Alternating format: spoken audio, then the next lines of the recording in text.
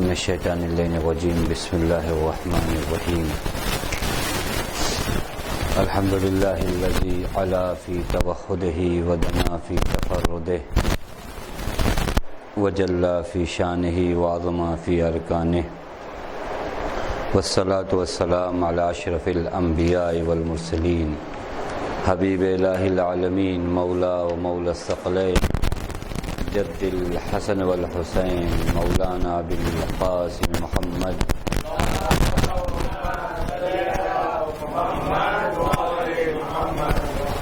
وعلى اہل بیتہ الطیبین الطاہرین المعصومین المظلومین المنتجبین لا سیما بقیۃ اللہ فی الارضین واللعنۃ الدائمۃ الباقیۃ العاجلہ علی اعدائہم اجمعین من الآن إلى يوم الدين أما بعد فقد قال الله الحكيم بسم الله الرحمن الرحيم قل هو الله أحد الله الصمد لم يلد ولم يولد ولم يكن له كفوا أحد صل على محمد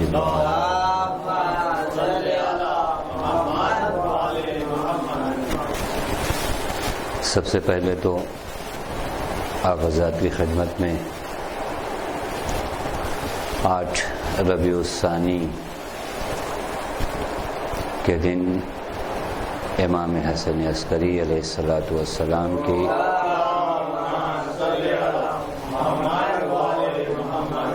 کی ولادت بسعادت کے پرمسرت موقع کی تہنیت و تبریک پیش کرتا ہوں.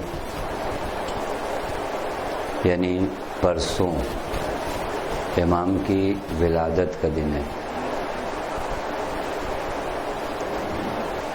یہ جو ایام ہمارے ائمہ کی ولادت کے آتے ہیں یا شہادت کے آتے ہیں، ان دنوں میں کچھ دیر کے لیے ہمیں اپنے آپ کو روک کر یہ سوچنا چاہیے کہ کیا وہ حق کے محبت جس کا ہم نے اقرار کیا ہے اور جس کا ہم نعرہ لگاتے ہیں وہ ادا ہوا یا نہیں. بارہا عرض کیا کہ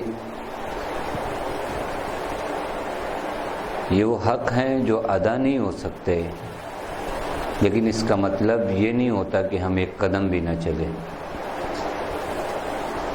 یہ طے ہے کہ اہل بیت علیہ السلام کے جو حقوق ہماری گردنوں پر ہیں یہ ادا نہیں ہوں گے، لیکن یہ بھی طے ہے کہ وہ انسان کہے کہ ادا نہیں ہوں گے جو اس وادی میں چلا ہو تھوڑی دیر تک، جس نے کوشش کیا ہو، جس نے کچھ حقوق ادا کیے ہوں، اس کے بعد واقعی یہ طے ہے کہ ان کے حقوق ادا نہیں ہوں گے. لیکن یہ کہ پہلے ہی اسٹیپ پہ ہم رک جائیں اور کہیں کہ یہ حقوق ہم سے ادا ہونے والے نہیں ہیں لہذا ہم مجبور ہیں، نہیں. اصلاً مولا کائنات نے جب نہج البلاغہ میں خداوند متعال کی اوصاف بیان کرنا شروع کیا کہ تعریف اس اللہ کی جس کی حمد کرنے والے نہیں کر سکتے، جس کی نعمتوں کو شمار کرنے والے شمار نہیں کر سکتے، تو اس کا مطلب کیا ہے؟ اس کا مطلب یہ ہے کہ یہ وہ انسان کہہ رہا ہے جو ایک مرحلے تک اس راستے پر چلا ہے اور اس کے بعد اس وادی کو دیکھنے کے بعد اس نے اقرار عاجزی کیا ہے۔ ہم وہاں پہلے ہی مرحلے میں رک جاتے ہیں کہ نہیں ہم تو نہیں کر سکتے۔ اسی طرح بعض شخصیات ہیں انشاءاللہ اگلے ہفتے بھی ذکر کریں گے، چونکہ امام کی ولادت کا ہفتہ ہے، کیونکہ ہم لوگوں کو سنڈے ضروری ہے کہ جس امام کی ولادت کا دن اس پورے ہفتے میں ہو، ہم لوگ ایک دو گفتگو سے امام کے سلسلے میں کریں، چونکہ یہ وہ ائمہ ہیں جن کے بارے میں گفتگو نہیں بھی ہوتی اور بیان نہیں ہوتا، کہ ہمارے ہاں کسی حد تک بیان ہوا ہے چوتھے امام تک، کسی حد تک، لیکن اس کے بعد کے ائمہ مظلوم ہیں۔ ویسے تو ہمارے سارے ائمہ مظلوم ہیں، لحاظ فضیلت بھی مظلوم ہیں، ان کے فضائل بھی نہیں بیان ہوئے، لیکن بعد کے ائمہ کی سیرت اطہار کو بھی بیان نہیں کیا گیا، یعنی کسی کی بھی سیرت کامل نہیں بیان ہوئی، لیکن بقیہ ائمہ کی سیرت تو بیان ہی نہیں ہوئی کہ آیا ان ائمہ نے اپنے شیعوں کے بارے میں کیسی کیسی نادر احادیث پیش کیا کہ جن احادیث میں سے اگر ایک کو بھی ہم نے اپنی زندگی میں اپنا لیا تو ہماری زندگی بدل جائے گی۔ جیسے کہ حدیث کا ذکر کر رہے تھے کہ التواضع نعمت لا یحسد علیہا، امام حسن عسکری فرماتے ہیں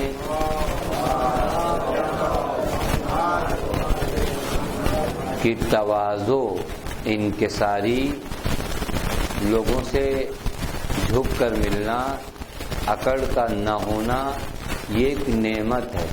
تواضع نعمت ہے، اور ایک ایسی نعمت ہے کہ لا یحسد علیہا، جس پر حسد نہیں ہوتی۔ یہ ایک عجیب نعمت ہے، یعنی ساری نعمات جو آپ کو ملتی ہیں شاید اس پر ایک شخص حاسد ہو، لیکن تواضع ایک ایسی نعمت ہے کہ لا یحسد علیہا، کہ جس کے اوپر حسد نہیں کی جاتی۔ یہ واقعی امام کے اس نابغہ کلام کو اگر ہم اپنی زندگی میں شیوہ عمل بنا لیں تو ہماری زندگی چینج ہو جائے گی۔ یا امام ایک مقام پر فرماتے ہیں کہ من وعظ اخاہ سرا فقد زانہ ومن وعظہ علانیۃ فقد شانہ، جس نے اپنے ایک بھائی کو اکیلے میں سمجھایا، نصیحت کی، اس نے اپنے اس بھائی کو زینت دی۔ زینت دی یعنی کیا؟ اس کو سجایا، اس کو بہتر بنایا۔ زینت یہی ہوتی ہے نا کہ مثلا آپ ایک پلیٹ میں ایک چیز میں ایک ڈش رکھتے ہیں، اس کے بعد اس پہ زینت کا کام کرتے ہیں، مثلا اس پہ چاندی کا ورق لگاتے ہیں، اس کو صحیح سے مدین کرتے ہیں، یہ ہے زینت۔ امام کہتے ہیں اگر اکیلے میں آپ نے واعظ و نصیحت کیا، کسی میں برائی دیکھی، اس کو اکیلے میں سمجھایا، فقد زانہ، تو آپ نے اس کو سجایا ہے، آپ نے اس کو سنوارا ہے۔ لیکن من وعظہ علانیۃ، بھیڑ میں، مجمع میں آپ آتے ہیں فوراً یہ کیا کر رہے ہو، ایسا کیا کر رہے ہو، فقد شانہ، تو تم نے اس کی توہین کیا۔ یہ حدیث واقعی اپنی زندگی کو اگر سرنامہ زندگی بنا لیا جائے تو کم نہیں ہے کہ وعظ سر میں یعنی اکیلے میں نہ کی علل اعلان، جبکہ زیادہ تر وعظ و نصیحت ہماری کہاں ہوتی ہے؟ مجمع عام میں ہوتی، تاکہ لوگ جانیں کہ ہمیں معلوم ہے۔ اگر کسی کو دیکھا غلط نماز پڑھتے ہوئے، خوب اچھا ہے، خدا کا شکر کرنے کا مقام ہے کہ آپ کو معلوم ہے کہ کیا غلط ہے کیا صحیح ہے، لیکن کیا اس شکر کا بدلہ یہی ہے کہ آپ خدا کے ایک بندے کی توہین کیجیے؟ اللہ نے آپ کو علم دیا، اللہ نے آپ کو یہ جانکاری دی کہ آپ جان گئے کہ اس کا وضو غلط ہے، اس کی نماز غلط ہے، یہ مقام شکر ہے۔ مقام شکر کیسے ادا کیا جاتا ہے کہ اللہ عنان آئیں اور اس بندے کو 5 آدمی، 20 آدمی، 100 آدمی کے درمیان، یا آپ اس بندے کی توہین نہیں کر رہے ہیں، اپنے خدا کی توہین کر رہے ہیں۔ کیوں؟ چونکہ وہ عبد خدا ہے اور وہ منسوب ہے خدا سے۔ جو چیز بھی منسوب ہوتی ہے کسی سے، در حقیقت توہین کرنے والے کو یہ لحاظ رکھنا چاہیے کہ یہ منسوب ہے کس سے؟ یہ شخص منسوب ہے خدا سے، اس کو کہا جاتا ہے عبداللہ، یعنی خدا کا بندہ۔ تو اگر آپ کو اسے سنوارنا ہے، اور آپ لوگوں نے بھی اندازہ لگایا ہوگا، وہ واعظ و نصیحت جو آپ نے اکیلے میں کی ہو کسی کو، اور وہ واعظ و نصیحت جو مجمع عام میں کی ہو، دونوں کا ایکشن اور ریئیکشن کیا ہے جانتے ہیں۔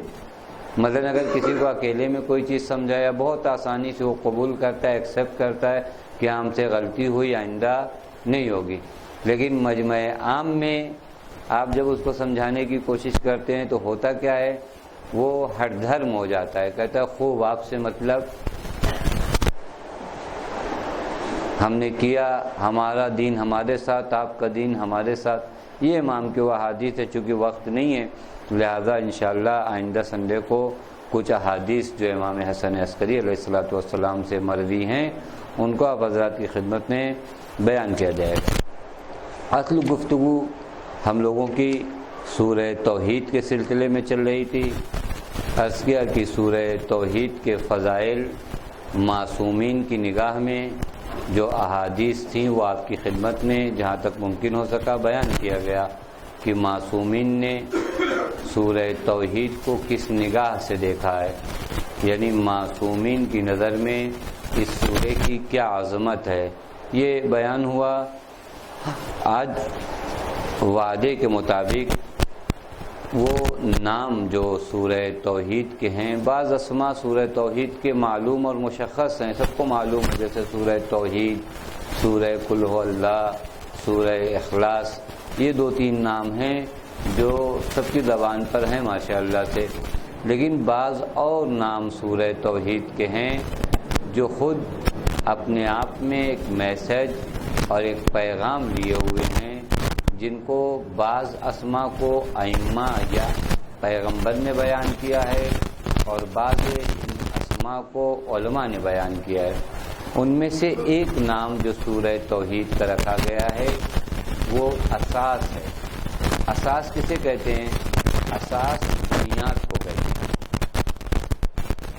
ہر چیز کی ایک بنیاد ہوتی ہے، کتنی بڑی بھی آپ عمارت بنا لیجئے، کتنی بڑی بھی بلڈنگ بنا لیجئے، لیکن اس بلڈنگ میں، اس عمارت میں ایک اساس ہے، ایک بنیاد ہے، اور بتاتے ہیں کہ بنیاد بہت اہم ہے۔ یعنی آپ بلڈنگیں اگر زیادہ اونچی بنانی چاہتے ہیں تو بتاتے ہیں کہ پھر ٹیکنیکل لحاظ سے آپ کی بنیاد اتنی مضبوط ہو۔ اگر آپ نے بنیاد کمزور بنایا تو آپ کو گورنمنٹ اجازت نہیں دیتی کہ آپ مثلا 5ویں مالے سے 6واں مالہ بنائیے۔ کیوں؟ کہا نہیں، آپ نے بنیاد میں وہ ٹیکنیکلی طور پر جو چیزیں ضروری تھیں ان کی آپ نے رعایت نہیں کیا، لہٰذا اس سے اوپر آپ کا بنانا جو ہے خطرے سے خالی نہیں ہے۔ اسی طرح سورہ توحید کو اساس کہا گیا، یعنی بنیاد۔ وہ انسان جو چاہتے ہیں کہ وادی ملکوت کا سفر کریں، یعنی اپنی زندگی کی عمارت کو اونچے سے اونچا قرار دیں، ان کے اوپر لازم و ضروری ہے کہ اس اساس کو محکم کریں۔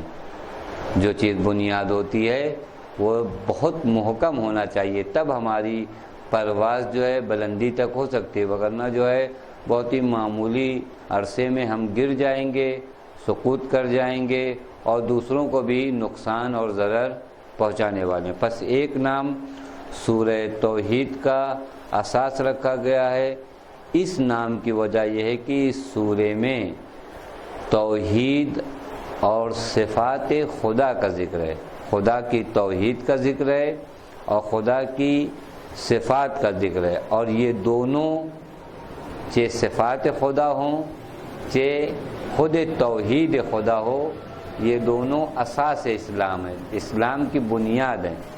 دیگر یہ کہ حدیث پیغمبر میں بھی وارد ہوا ہے کہ اسست السماوات السبع والارضون علی قل هو اللہ احد۔ لیکن یہاں سے اقتباس ہوا ہے کہ سورہ توحید کو اساس کیوں کہتے ہیں؟ پیغمبر فرماتے ہیں زمین و آسمان کی بنیاد قل هو اللہ احد پر، یعنی اس پورے عالم میں زمین و آسمان، اس زمین و آسمان کی بنیاد سورہ قل هو اللہ پر۔ یعنی کیا؟ یعنی اشارہ یہی ہے کہ جو کچھ بھی تم کو لینا ہے، نبوت لینا ہے، امامت لینا ہے، معاد پر ایمان لینا ہے، انسانیت لینا ہے، سب سے پہلی چیز جو ضروری ہے وہ توحید ہے۔ یہ اگر انسان کی صحیح ہو جائے توحید، بقیہ تمام چیزیں صحیح ہو جاتی ہیں۔ وہ جو لوگ توحید کا نعرہ بلند کرتے ہیں اور ائمہ اور انبیاء کی توہین کرتے ہیں، در حقیقت ان کی توحید ابھی صحیح نہیں ہے، کیونکہ مشکل ہے کہ کسی کی توحید صحیح ہو اور اس کے بعد انبیاء اور ائمہ پر ایمان صحیح نہ ہو، کیونکہ بنیاد اسلام، بنیاد دین توحید ہے۔ جب یہاں کوئی مسٹیک ہو جاتی ہے، جب یہاں کوئی پرابلم اس توحید میں آتا ہے تو لا محالہ کہیں نہ کہیں پرابلم آنا ہے۔ فارسی کا شعر بھی ہے کہ اگر بنیاد ٹیڑھی ہو جائے تو عمارت ثریہ تک بھی اگر چلی جائے تو ٹیڑھی ہوگی۔ اگر بنیاد ٹیڑھی ہے تو اس عمارت کو ثریہ ستارے تک بھی اگر آپ نے پہنچا دیا تو وہ عمارت ٹیڑھی نظر آئے گی۔ کیوں؟ کیونکہ اس کی بنیاد ٹیڑھی ہے۔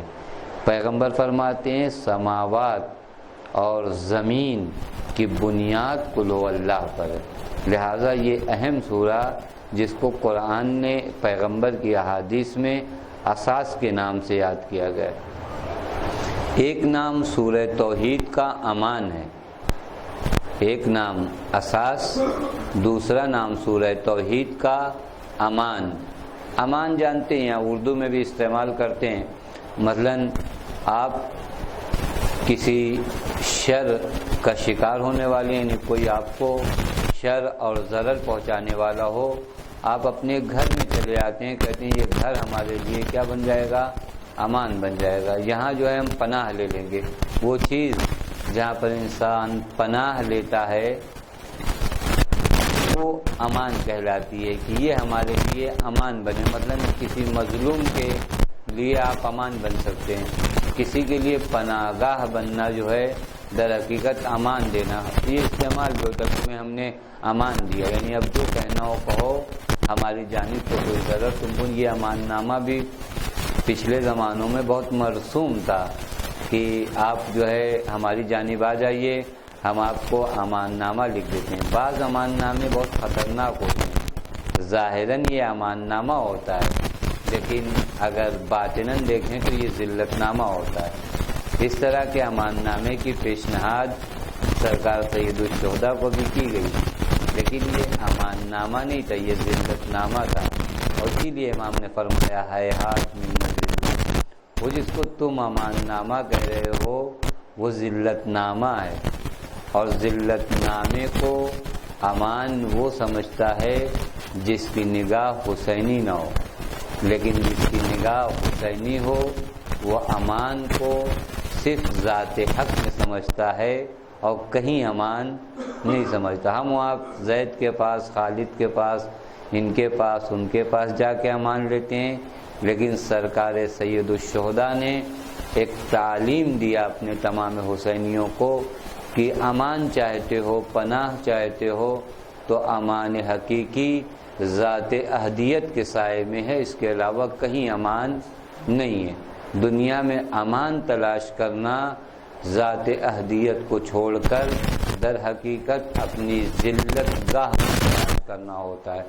آج دنیا میں آپ لوگوں نے عرض کیا اس سے پہلے بھی، نہ جانے کتنے امان نامے شیخ نمر کے لیے بھیجے گئے ہوں گے کہ خاموش ہو جاؤ امان نامہ مل جائے گا، لیکن جو مومن حقیقی ہوتا ہے وہ ان چیزوں کو امان نامہ نہیں سمجھتا، چونکہ انہوں نے حقیقت میں گرچہ یہ کربلا سے زمانے کے لحاظ سے بہت دور ہیں، لیکن روح کے لحاظ سے کربلا سے بہت نزدیک ہیں۔ ہو سکتا ہے اہل کوفہ کربلا سے زمانے کے لحاظ سے اور جغرافیہ کے لحاظ سے بہت نزدیک تھے، لیکن روح کربلا سے بہت دور تھے۔ 1400 سال بعد ایک شخص پیدا ہوتا ہے جو جغرافیائی لحاظ سے بھی دور ہے، اس زمانے کو بھی اس نے نہیں دیکھا ہے لیکن اس کی روح سرکار سید الشہداء سے قریب ہے، تو یہ ویسا ہی دیکھتا ہے جیسے سرکار سید الشہداء دیکھ رہے ہیں۔ یہ انہی آنکھوں سے دنیا کو دیکھتا ہے کہ یہ دنیا جو امان دینے والی ہے یہ امان نامہ نہیں ہے، یہ در حقیقت ذلت نامہ ہے۔ اگر آپ ذلیل ہو جائیں اور اس کے بعد آپ کو پناہ ملتی ہے تو یہ ذلت ہے، اور یہ ذلت کسی حسینی کو گوارا نہیں ہے۔ سورہ توحید، ان باتوں میں زیادہ ان لفظوں میں ہم رکیں نا، نہیں تو ایسا نہ ہو کہ آج یہ بھی نہ ہو پائے۔ امان کا لفظ سورہ توحید کے لیے استعمال ہوا کہ سورہ توحید کا ایک نام امان ہے۔ وہ کس وجہ سے؟ کیونکہ پیغمبر نے فرمایا اگر کسی نے لا الہ الا اللہ کو زبان پر جاری کیا، وہ لا الہ الا اللہ کو اپنی زبان پہ جاری کرنے والا در حقیقت خدا کے قلعے میں چلا گیا۔ قلعہ بناتے تھے ایک زمانے میں، آپ آج کل تو گھومنے کی جگہ بن گئی ہے، ایک زمانے میں قلعہ ضرورت تھی، آج جو ہے قلعہ جو ہے گھومنے کی جگہ ہے۔ یہی زمانہ دیکھیے، وہ قلعہ شاید جو اس کو آج آپ اپنی زندگی میں، یہ واقعی ان چیزوں کو ہم لوگ کبھی کبھار بہت آسانی سے چھوڑ دیتے ہیں، لیکن ہماری پوری زندگی درک ہو جاتی ہے۔ آپ آئیے 400 سال پہلے، 400 سال پہلے جو قلعے کا تصور تھا، ہر ملک کا بادشاہ یہ چاہتا تھا کہ ملک میں ہر شہر میں ایک قلعہ ہونا ضروری ہے، ہر قلعے کا ہونا ضروری ہے۔ اگر ملک میں قلعہ نہ ہوا اور شہروں میں قلعہ نہ ہوا تو ہم محفوظ نہیں ہیں۔ یہ 400 سال پہلے کا تصور اور کنسپٹ تھا۔ آج وہی چیز جس کو آپ ضروری سمجھتے تھے وہ بچوں کے اور لوگوں کے دل بہلانے کی جگہ بن گئی۔ وہ جس چیز کو ہم نہایت ضروری سمجھتے تھے وہ چیز آج کے زمانے میں ایک گھومنے کی جگہ ہے۔ یہاں سے زندگی کا ایک درس ہمیں لینا ہے کہ شاید اس زندگی میں کتنی چیزوں کو ہم ضروری سمجھتے ہیں لیکن بعد میں پتہ چلے کہ اس کی کوئی حقیقت نہیں ہے۔ آج جو ایٹمی طاقتوں پر اتنے نازاں ہیں بعض ملک، شاید کچھ دنوں بعد یہ میوزیم کا حصہ بن جائیں اور لوگ دیکھنے جائیں۔ آج جو ہے دوسرے ممالک پر صرف اس لیے پابندی لگائی جاتی ہے کہ وہ اس طرح کا پلانٹ نہ بنا لے، تو ہو سکتا ہے کل یہی آپ کے ایٹمی پلانٹ میوزیم میں ہوں اور بچے وہاں کھڑے ہو کر فوٹو کھینچائیں جس طرح آج کل قلعے میں کھینچاتے ہیں۔ تو در حقیقت امان جو ہے وہ امان جو 1400 سال پہلے، یا حتیٰ یہ کہہ لیجئے کہ انسانیت کی شروعات سے، کل بھی امان تھا انسانیت کے لیے، آج بھی امان ہے انسانیت کے لیے، تا قیامت انسانیت کے لیے امان ہے، اور قیامت کے بعد بھی امان ہے۔ وہ صرف کلمہ لا الہ الا اللہ ہے۔ کل قلعے کو لوگ امان سمجھتے تھے، آج قلعے نے اس امانت کو چھوڑ دیا۔ آج لوگ دنیا یہ سمجھتی ہے کہ ایٹمی پلانٹ میں امان ہے کیونکہ ہمارے پاس ہوگا تو دوسرے ملک ہمیں ٹیڑھی نگاہوں سے نہیں دیکھیں گے۔ ہو سکتا ہے کل یہی ایٹمی پلانٹ میوزیم کی زینت بن جائے، لیکن وہ جو امان حقیقی ہے وہ وہی کلمہ لا الہ الا اللہ ہے۔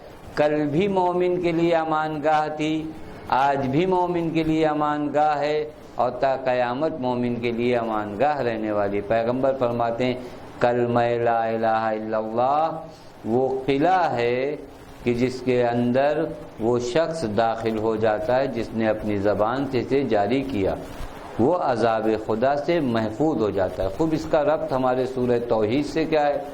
کیونکہ سورہ توحید لا الہ الا اللہ یعنی کیا؟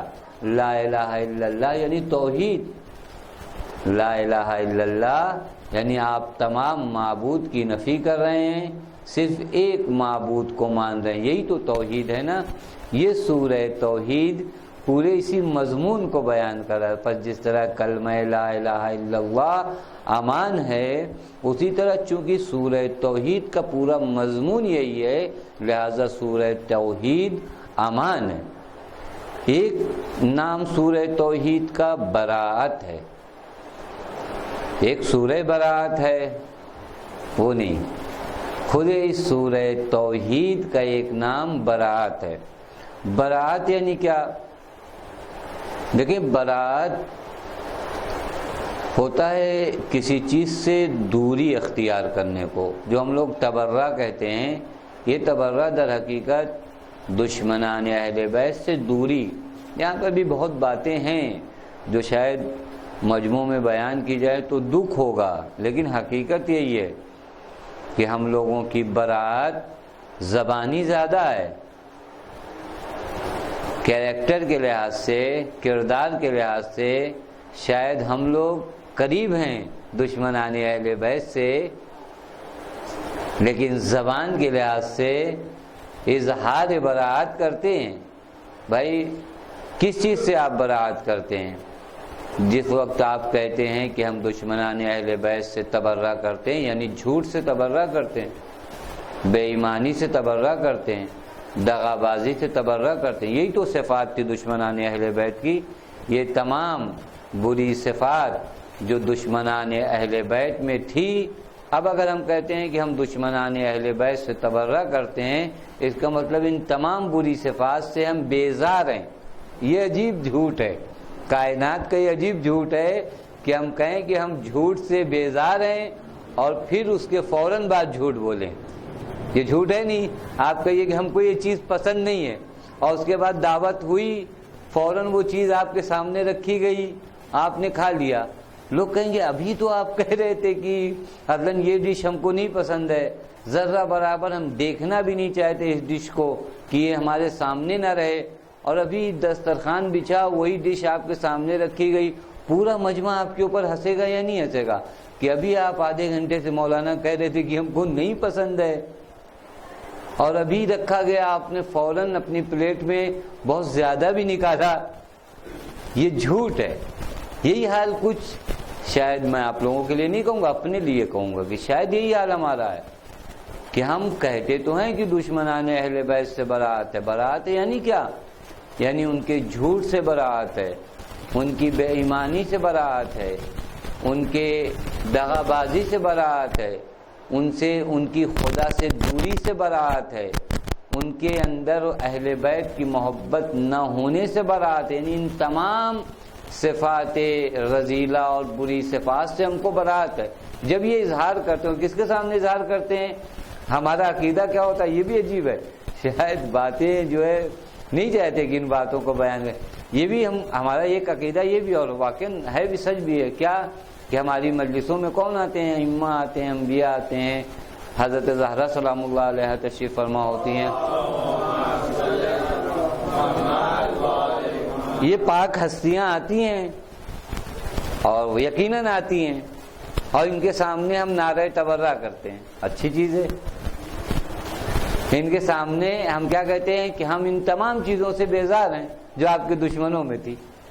یہ طے ہے کہ ہمارے ائمہ نہ بھی آئیں تو ہماری ان باتوں کو سنتے ہیں، لیکن ہمارا تو عقیدہ ہے کہ ائمہ موجود ہیں، ائمہ موجود ہیں۔ مگر فرض کیجئے کہ مولا کائنات موجود ہیں، مولا کائنات کے مجلسیں، یعنی یہ جب آپ مجلسوں میں یہ سوچ کے آئیے کہ ہم موجود ہیں، موجود ہیں تو ان کے سامنے ہم نے کہا کہ ہم جو ہے آپ کے دشمن سے بیزار ہیں، یعنی ان کے سامنے ہم نے کہا کہ مولا ہم جھوٹ سے بیزار ہیں۔ جھوٹ ہمیں پسند نہیں ہے، ظلم ہمیں پسند نہیں ہے، بے ایمانی ہمیں پسند نہیں ہے، فراڈ ہمیں پسند نہیں ہے۔ یہ سب کا اظہار ہم نے کس کے سامنے کیا؟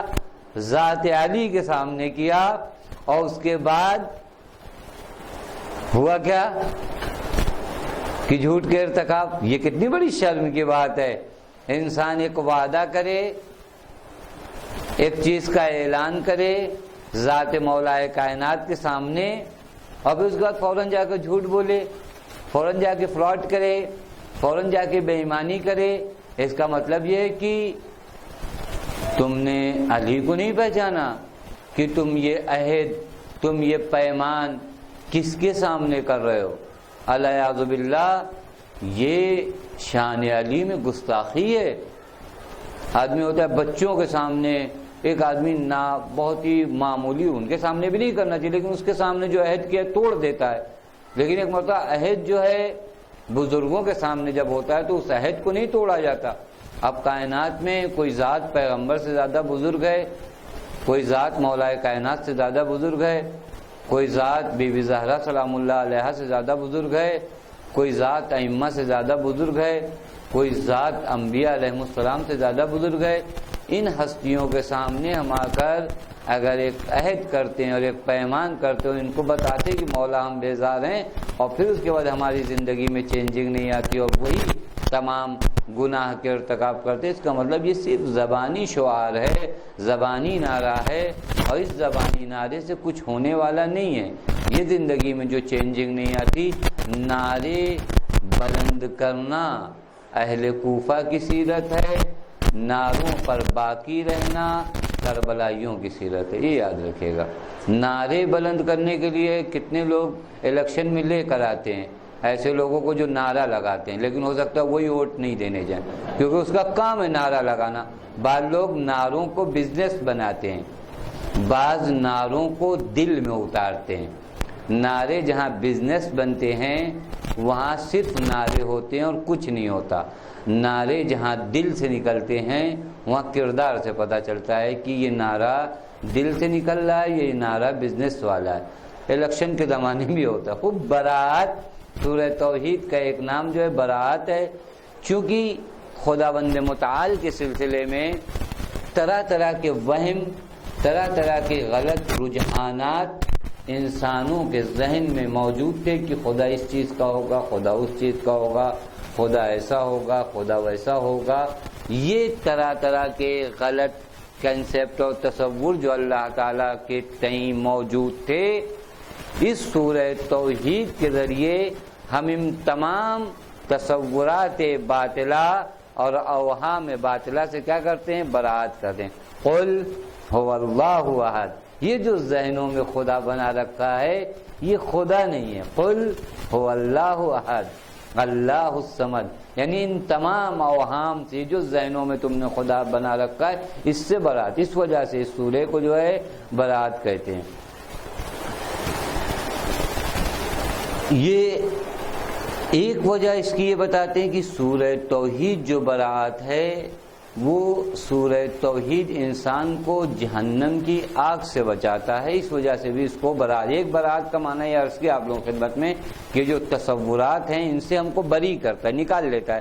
کوئی چیز کسی کو بری الذمہ کر دے، کہتے نہیں عدالت میں فلاں کو بری کیا جاتا، بری کا مطلب یہی ہوتا ہے کہ اب ان کے اوپر ایسا کوئی کیس نہیں ہے۔ وہ جو اوہام باطلہ توحید کے تھے اس سے ہم مبرہ ہو جاتے ہیں، پاک ہو جاتے ہیں۔ یہ پاک کس نے کیا؟ ہم کو سورہ توحید نے کیا، اس وجہ سے اس کو ایک نام جو ہے برات دیتے ہیں۔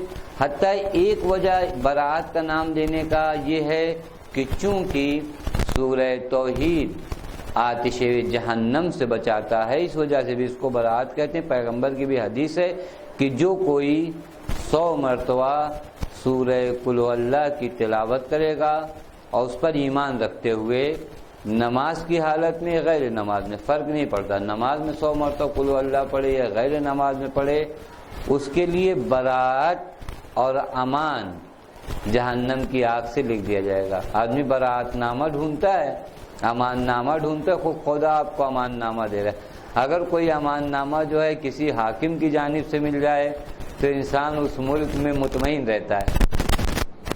اگر کوئی امان نامہ ہمیں وحدہ لا شریک دے دے تو اس سے مطمئن نہیں ہونا چاہیے۔ پیغمبر فرماتے ہیں کہ 100 مرتبہ اگر تلاوت کریں ایمان کے ہمراہ تو ایسی صورت میں ایک امان نامہ لکھا جائے گا، وہ من جانب اللہ ہوگا، اور اس امان نامے میں لکھا ہوگا کہ جہنم کی آگ سے تم محفوظ ہو۔ اب انسان نہایت اطمینان سے اس وادی میں قدم رکھ سکتا ہے، جس وادی میں جانا ہے اس وادی میں اس کے پاس ایک امان نامہ ہے کہ ہم جہنم کی آگ سے محفوظ ہیں۔ ایک نام، بعض اسماء اور ہیں کیونکہ وقت بھی نہیں ہے چھوڑتے ہوئے، ایک نام سورہ توحید کا جمال ہے۔ جمال یعنی کیا ہوتا ہے؟ یعنی حسن۔ پیغمبر سے سوال کیا گیا کہ خدا کس طرح جمیل ہے، یعنی خدا کیسا حسین ہے، اور خدا حسن کو دوست بھی رکھتا ہے، جمیل بھی ہے اور جمال کو دوست بھی رکھتا ہے۔ تو آپ نے فرمایا، پیغمبر فرماتے ہیں چونکہ خدا یکتا ہے، وہی سورہ توحید قل هو اللہ احد، انشاءاللہ معنی کریں گے جب ہم لوگ سورہ توحید کی تفسیر میں آئیں گے کہ احد یعنی کیا، واحد یعنی کیا، احد و واحد میں ڈفرینس کیا ہے؟ یہ کیوں نہیں کہا گیا کہ قل هو اللہ واحد، جبکہ عربی میں ایک کے لیے واحد کا لفظ استعمال ہوتا ہے؟ اگر آپ کو یہ کہنا ہے کہ اللہ ایک ہے تو آپ کہیے قل هو اللہ واحد، نہیں کہ قل هو اللہ احد۔ اس احد کا معنی یہاں پر کیا ہے انشاءاللہ تفصیل۔ ابھی فعلاً بحث یہ ہے کہ جمال سورہ توحید کا ایک نام اس وجہ سے رکھا گیا چونکہ پیغمبر سے سوال کیا کہ خدا کیسا جمال ہے، خدا کیسا جمیل ہے، خدا کس طرح جمال کو دوست رکھتا ہے؟ تو آپ فرماتے ہیں چونکہ وہ یکتا ہے۔ یکتا کا ترجمہ بھی جان بوجھ کے اس کا ٹرانسلیٹ نہیں کر رہے ہیں۔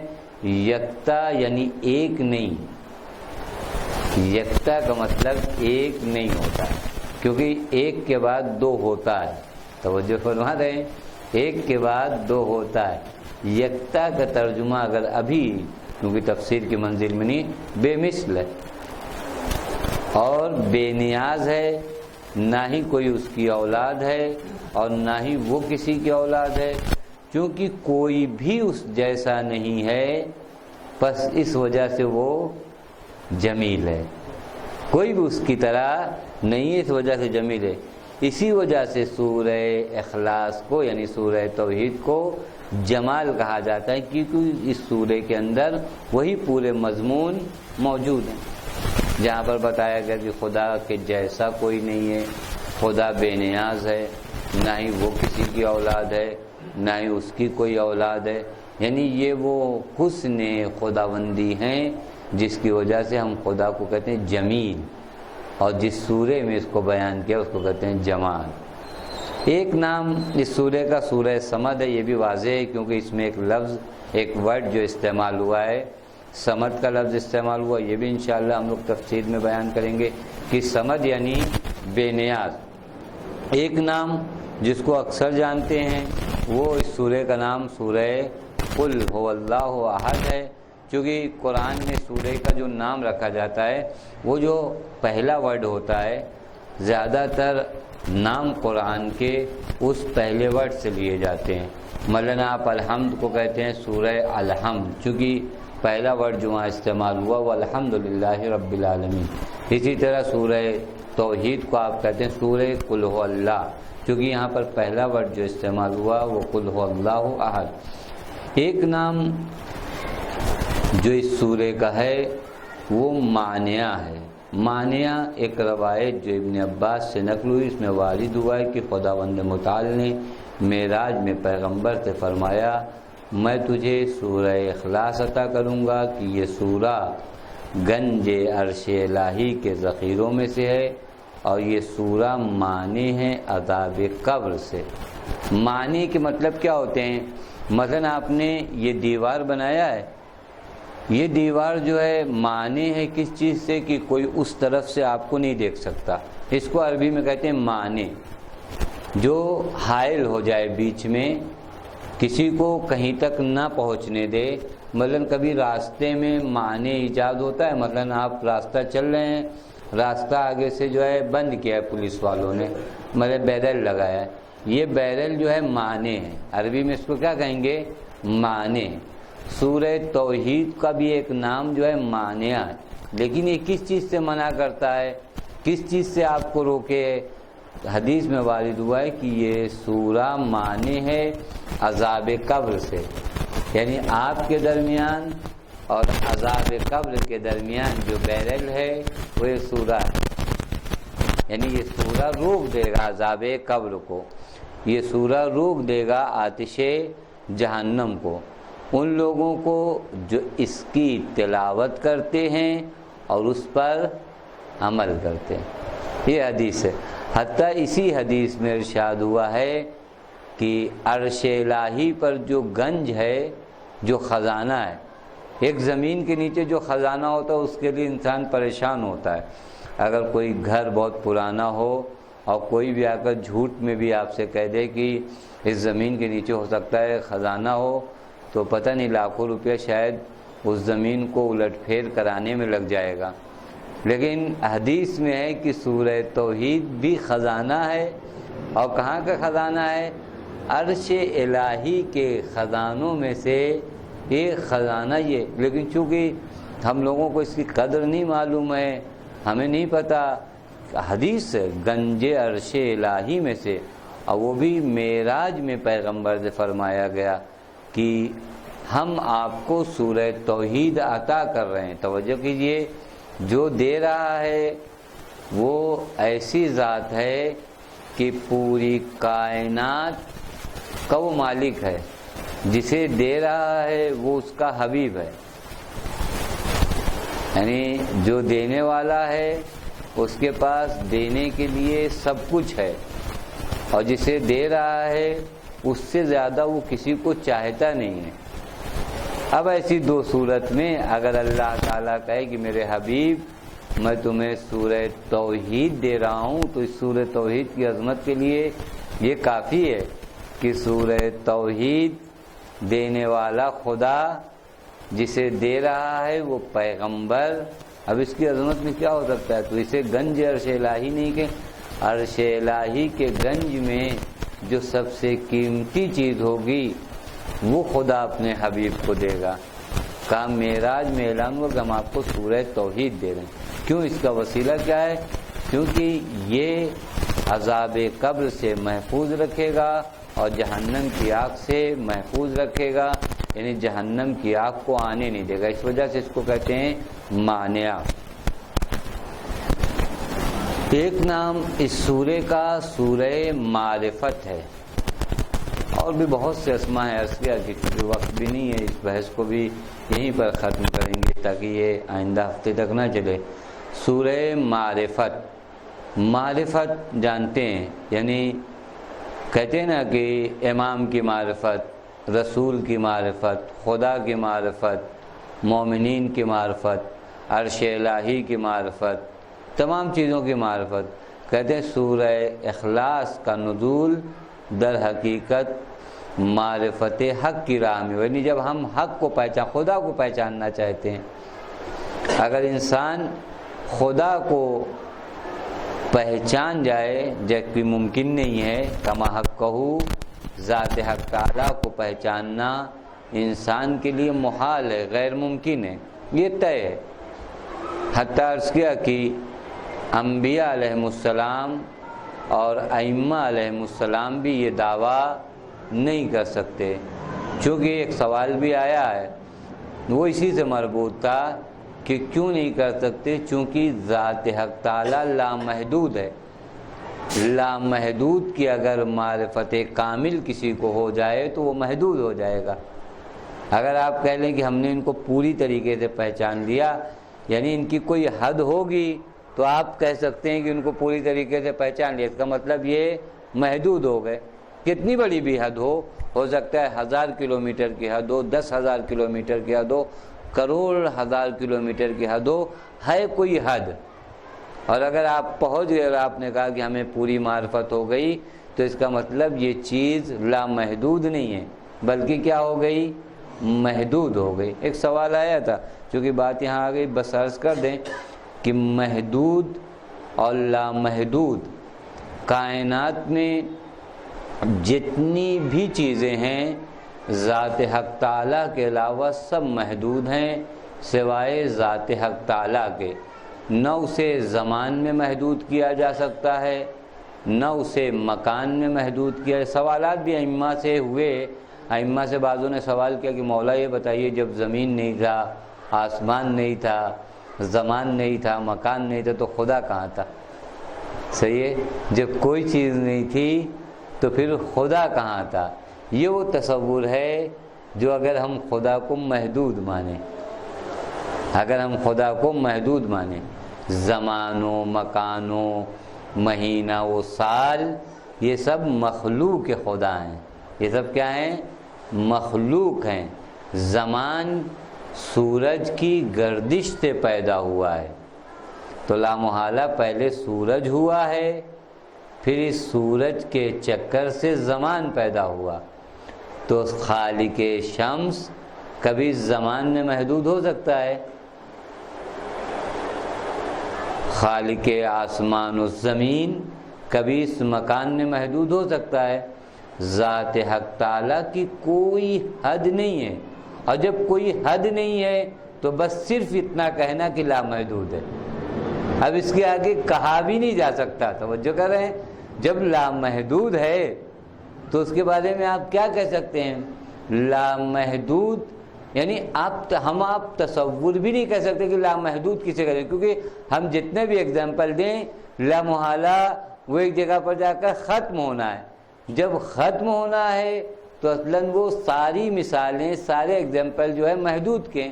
ہم کہیں کہ ایک ایسا خط، ایک ایسی لائن کھینچیے جو کہیں ختم نہ ہوتی ہو، خوب اگر تصور کر سکتے ہو تو کیجئے۔ ایک ایسی لائن آپ کھینچیے جو ختم نہ ہو، یہ ہو ہی نہیں سکتا۔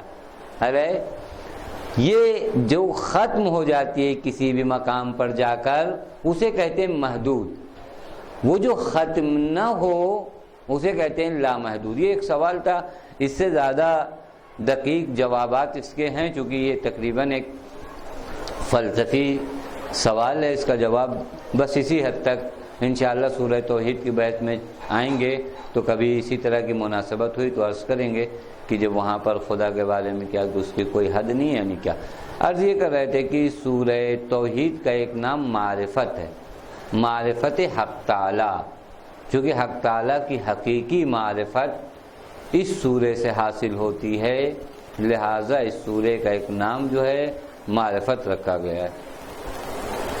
ایک روایت بھی ہے جناب جابر ابن عبداللہ سے نقل ہوئی ہے جس میں وارد ہوا ہے کہ ایک شخص نے حالت نماز میں سورہ اخلاص کی تلاوت کی، اس وقت پیغمبر نے فرمایا ان ھذا عرف ربہ، یہ وہ شخص ہے جس نے اپنے رب کو پہچان لیا۔ کس کی تلاوت کیا؟ سورہ توحید کی تلاوت کیا، اور اس کے بعد پیغمبر نے فرمایا اس شخص نے اپنے خدا کو پہچان لیا۔ عرض کیا، اس کو کئی مرتبہ بھی عرض کر چکے، پہچان لیا یعنی اپنی حد تک، یہ ذہن میں ہمیشہ رکھے۔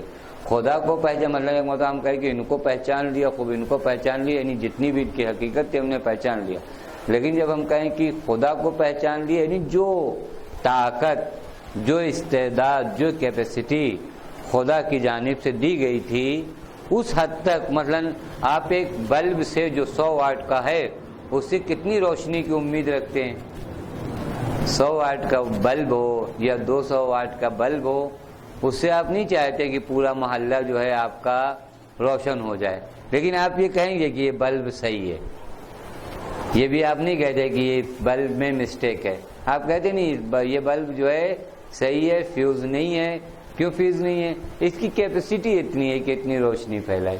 ایک ٹیوب لائٹ کی جتنی کیپیسٹی ہے وہ اس حد تک اگر روشنی پھیلاتی ہے تو کہتے ہیں کہ یہ ٹیوب لائٹ جو ہے صحیح ہے، لیکن اگر اس میں بھی نخرے کرتی ہے تب آپ کہتے ہیں کہ یہ جو ہے خراب ہے، پھر آپ اس کو چینج کرنے کی فکر میں رہتے ہیں۔ لیکن آپ یہ نہیں کہہ سکتے کہ ہم نے ایک ٹیوب لائٹ جلایا اور سانتا کروز میں اندھیرا ہے، خوب اندھیرا رہے گا ایک ٹیوب لائٹ سے۔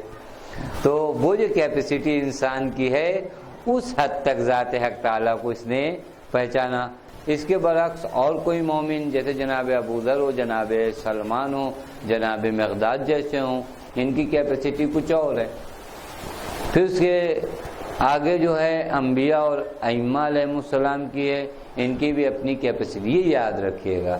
عرض کیا کہ لامحدود تصور صرف ذات حق تعالیٰ کا ہے، بقیہ جہاں پر بھی لامحدود کہا جاتا ہے وہ ہماری نسبت سے کہا جاتا ہے کیونکہ ہم اس کو نہیں شمار کر سکتے، لیکن حقیقت میں ذات حق تعالیٰ کے لیے لامحدود، کیونکہ یہ بھی فلسفہ نہ آ جائے کہ کائنات میں دو وجود لامحدود نہیں رہ سکتے۔ یہ پورے ہفتے آپ لوگ سوچیے کہ کائنات میں آپ کہیے کہ دو چیز ہو اور دونوں لامحدود ہو، یہ نہیں ہو سکتا۔ ایک کائنات میں ایک ہی لامحدود ہے، یہ خود ذات حق تعالیٰ کے ایک ہونے کی دلیل ہے کہ اگر دو لامحدود، دو وجود لامحدود قانون کے خلاف ہے کہ ایک کائنات میں دو وجود لامحدود ہیں، یعنی دونوں کے وجود کی کوئی حد نہ ہو، یہ نہیں ہو سکتا۔ بس ایک لامحدود ہے، وہ ذات حق تعالیٰ ہے۔ ایک نام اس سورے کا جو رکھا گیا ہے وہ سخت نام ہے، وہ جو ہے شاید اگر 4-5 مرتبہ کوئی لگاتار کہے تو اس کو انعام دینا چاہیے۔ مکھ شکشا، یہ سورہ کا ایک نام جو ہے مکھ شکشا، یہ ایک نام رکھا گیا ہے۔ اصل میں قشا جو ہے کہتے ہیں وہ چیز جو کسی کو پاک کرے، صاف کرے۔ کسی کو کوئی چیز اگر پاک کرتی ہے تو اس کو کہتے ہیں قشا عربی میں۔ اس سورہ کو ہم کہتے ہیں مشکشک۔ دیکھیں ہم نے کہا مکھ شکشا، اگر 4-5 مرتبہ لگاتار نام لے تو صحیح نام نہیں لیتے۔ مکھ شکشا پریکٹس بھی نہیں کیا ہے، اگر پریکٹس کرتے تو شاید 4-5 مرتبہ نام لے سکتے تھے۔ یہ جو سورہ ہے مکھ شکشا، یہ در حقیقت یہ پاک کرتا ہے انسان کو۔ کس سے پاک کرتا ہے؟ شرک سے، نفاق سے، ان تمام چیزوں سے دور کرتا ہے اور انسان کو شفا دیتا ہے ان بیماریوں سے۔ شرک ایک بیماری ہے، نفاق ایک بیماری ہے۔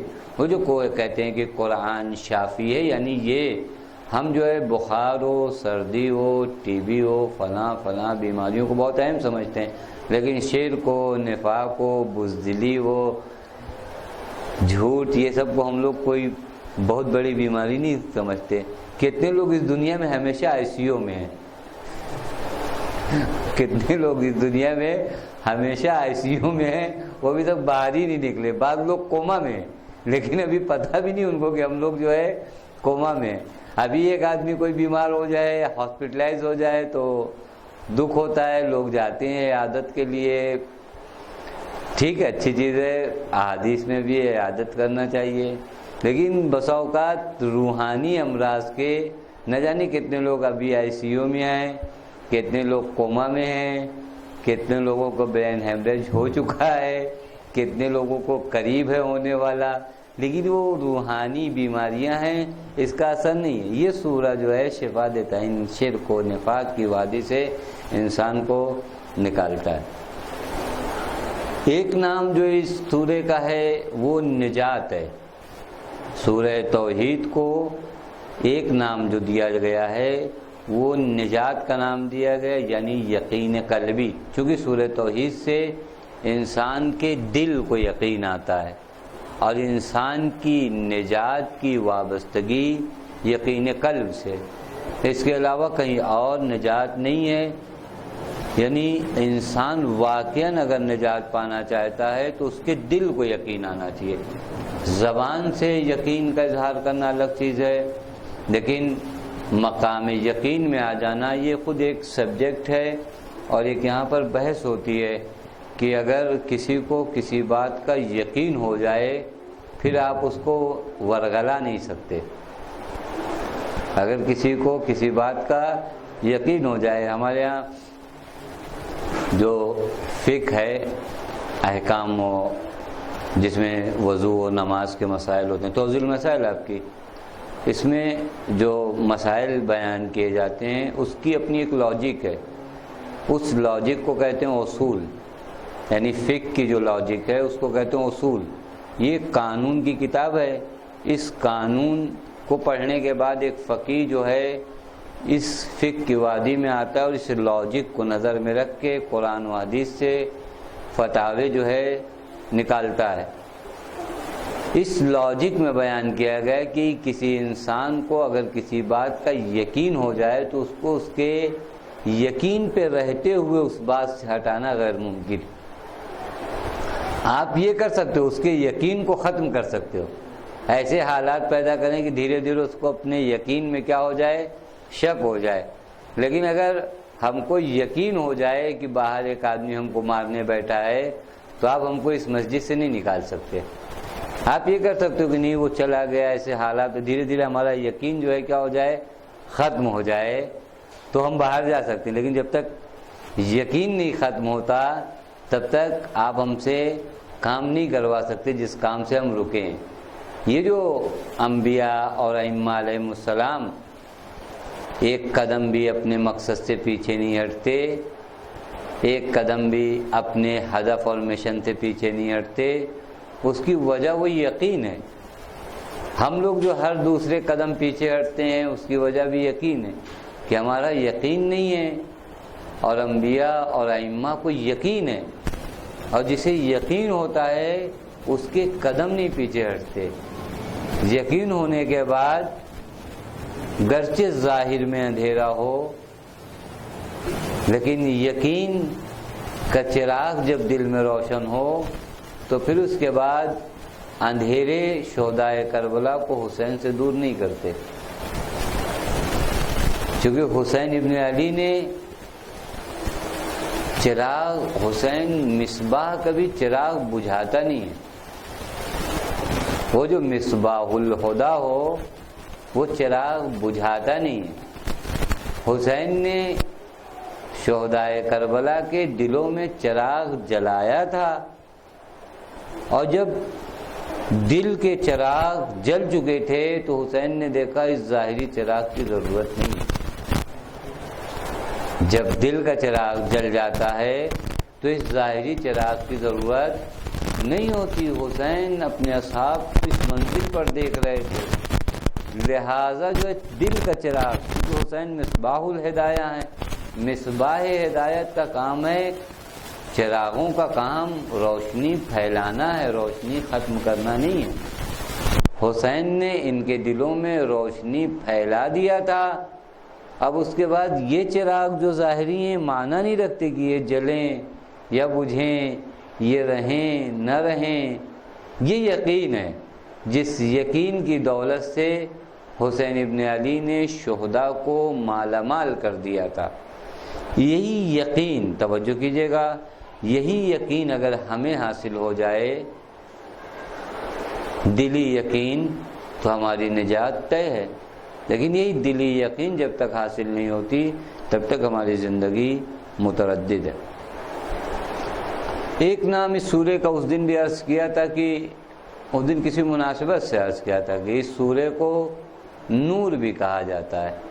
اس سورے کو نور کا، پیغمبر فرماتے ہیں کہ ہر چیز کے لیے نور ہے، اور قرآن کا نور سورہ قل ہو اللہ، یعنی وہ کتاب جو 100% نورانی ہو، اس نورانی کتاب کے لیے اگر کوئی چیز نور ہو تو وہ نور قل ہو اللہ۔ یہ ایک حدیث ہے۔ ایک نام اس سورے کا سورہ ولایت بھی ہے۔ اس سورے کا ایک نام سورہ ولایت بھی ہے۔ وہ کیوں؟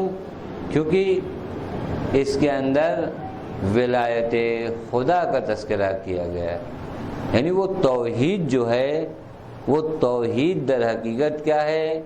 ولایت، یعنی جس وقت انسان صحیح معنوں میں، صحیح طریقے سے، سچے دل سے اس سورے کی تلاوت کرتا ہے، در حقیقت وہ ولایت خدا میں چلا جاتا ہے۔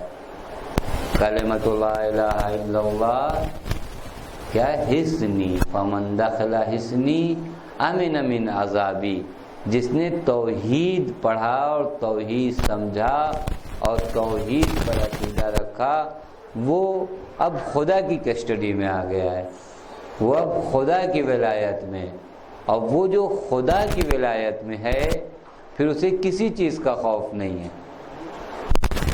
اور اس سورے کو اسی وجہ سے سورہ ولایت کہتے ہیں کہ اس توحید کو صحیح معنوں میں اس سورے میں بیان کیا گیا، جو سراسر قرآن میں توحید بیان، لیکن خاص کر اس سورے میں توحید کے علاوہ دوسری چیزوں پہ بہت زیادہ فوکس نہیں ہے۔ اس مختصر سورے میں توحید کے نہایت عظیم اور لطیف میننگ کو بیان کیا گیا ہے، لہٰذا انسان اس سورے کو صحیح طریقے سے پڑھنے اور سمجھنے کے بعد ولایت خدا میں چلا آتا ہے، اور جب ولایت خدا میں آ جاتا ہے، اللہ ولی الذین آمنوا، اللہ جس کا ولی ہوتا ہے، اللہ کیا کرتا ہے؟ یخرجہم من الظلمات الی النور، پھر اللہ اس کو اندھیرے سے نور کی جانب لاتا ہے۔ یعنی ولایت خدا، یہ بہت آسان ہے نا کہ ہم کو اگر پہچاننا ہو کہ ہم کس کی ولایت میں ہیں، ہم کس کی کسٹڈی میں ہیں، ہم کس کے ماتحت ہیں، خدا کے ماتحت ہیں یا شیطان کے ماتحت ہیں، اسے زندگی میں جاننا بہت آسان ہے۔ خود قرآن مجید نے اس کے آثار بتائے کہ اللہ ولی الذین آمنوا یخرجہم من الظلمات الی النور، کہ اگر اللہ تمہارا ولی ہے تو اللہ تمہیں اندھیروں سے روشنائی کی سمت لاتا ہے، لیکن اگر تمہارے ولی طاغوت ہیں تو وہ تمہیں نور سے اندھیروں کی طرف لے جاتے ہیں۔ یہ ہم اپنی زندگی میں باقاعدہ اندازہ لگا سکتے ہیں کہ ہم پہلے ایک نورانی سطح پہ تھے، اب ہمارے دل میں کدورت، کینہ، نفرت، حرص، بزدلی، یہ تمام چیزیں اگر آ رہی ہیں تو ہمارا سفر کہاں سے ہے؟ نور سے ظلمات کی طرف ہے۔ لیکن اگر اب تک حسد تھی، لیکن آج مجلس ختم ہونے کے بعد ہمارے ذہن سے حسد نکل گیا، ہمارے دل و دماغ سے نفاق و کفر و شرک کے جو پودے تھے وہ ختم ہو گئے، تو ہمیں معلوم ہے کہ اب ہمارا سفر کہاں سے ہے؟ ظلمات سے نور کی طرف ہے۔ یہ اندازہ لگایا جا سکتا ہے ہر مجلس کے بعد، ہر جلسے کے بعد، ہر بات کے بعد کہ ہمارا سفر کہاں سے کہاں ہے۔ اور اگر یہ پتہ چل جائے کہ ہمارا سفر کہاں سے کہاں ہے تو ہمیں یہ پتہ چل جائے گا کہ ہم کس کی بات کو مان رہے ہیں اور کس کی بات پر چل رہے ہیں۔ اگر پہلے ہم بے ایمانی کرتے تھے لیکن اب ایسا نہیں کرتے، پہلے ہم جھوٹ بولتے تھے اب نہیں بولتے، پہلے ہمارے دل میں کدورت تھی اب نہیں ہے، پہلے ہمارے دل میں نفرت تھی اب نہیں ہے، اس کا مطلب ہمارا سفر اندھیرے سے نور کی طرف ہے۔ طے ہے کہ اللہ ولی الذین، یعنی ہمارا ولی کون ہے؟ اللہ ہے، یعنی اس وقت ہم ولایت خدا میں ہیں۔ لیکن اگر ہمارا سفر الٹا ہے، اور الٹا ہی سفر زیادہ ہو رہا ہے، کیونکہ جس وقت ہم بچے تھے نہ ہم کسی سے نفرت کرتے تھے، نہ ہمارے ذہن میں فراڈ تھا، نہ ہمارے ذہن میں قدورت تھی، ہمیں کوئی مار بھی دیتا تھا تو 2 منٹ بعد ہم مان جاتے تھے، لیکن آج کسی نے اگر ہماری توہین کر دی تو اس کے تئیں ایک بغض اور قدورت اپنے دل میں رکھے ہوئے ہیں، تو اس کا مطلب سفر ہمارا جو ہے شروع نور سے ہوا تھا، ہم نے اس کو ختم کیا اندھیروں میں۔ کیونکہ ارشاد بھی ہے کہ تمام مولود جو اس دنیا میں آتی ہے وہ فطرت اسلام پہ خلق ہوتی ہے، یعنی ہدف یہ نہیں ہے، عرض کیا تھا اس سے پہلے کہ 2 راستے نہیں ہیں کہ اللہ تعالیٰ نے پہلے ہی سے 2-3 راستے بنا رکھے ہیں، ایک صراط مستقیم اور ایک صراط ضالین اور ایک صراط مغضوب علیہم۔ ایک راستہ تھا جس راستے کو ہم نے ٹیڑھا کیا ہے۔ ہم کو اللہ تعالیٰ نے نور کی وادی میں خلق کیا تھا، اس نور کی وادی سے ظلمات کی وادی میں ہم آئے ہیں۔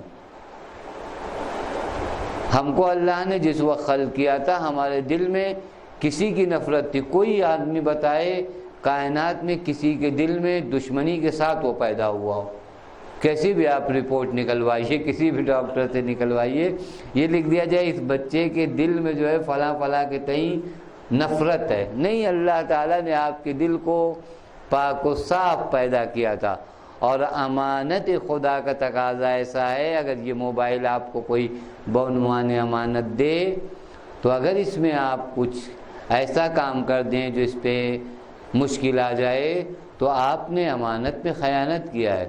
وہ خدا جس نے ہمیں اور آپ کو ایک پاک صاف دل دیا تھا، ایک پاک کیریکٹر، ایک پاک کردار دیا تھا، بغیر ظلم کی روح دیا تھا، جب یہ روح دوبارہ ہم لوٹانے جا رہے ہیں اپنے معبود کی طرف تو آیا یہ روح ایسی ہی ہے یا نہیں؟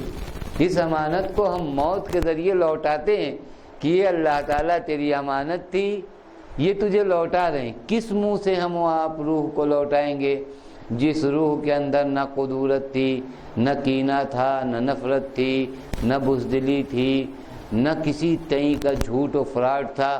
اب ایسی روح جس نے دیا ہو اس کے سامنے 1000 داغ لگا کر یہ روح جو ہے واپس کیا جائے تو اس کا مطلب یہ ہے کہ ہم اب تک خدا کی ولایت میں نہیں تھے۔ صلو علی محمد و آل محمد۔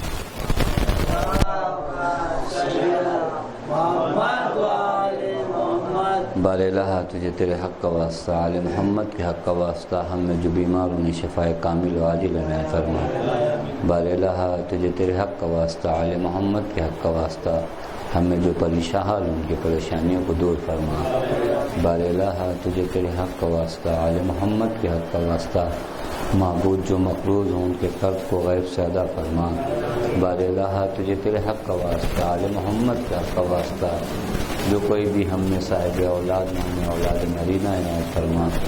بار الہ تجھے تیرے حق کا واسطہ، آل محمد کے حق کا واسطہ، ہمیں دینی معارف سمجھنے کی توفیق عنایت فرما۔ بار الہ تجھے تیرے حق کا واسطہ، آل محمد کے حق کا واسطہ، معبود وارث عدل و انصاف امام زمان کے ظہور میں تعجیل فرما، ہمیں ان کے اعوان و انصار میں شمار فرما۔ ربنا تقبل منا انک انت السمیع العلیم۔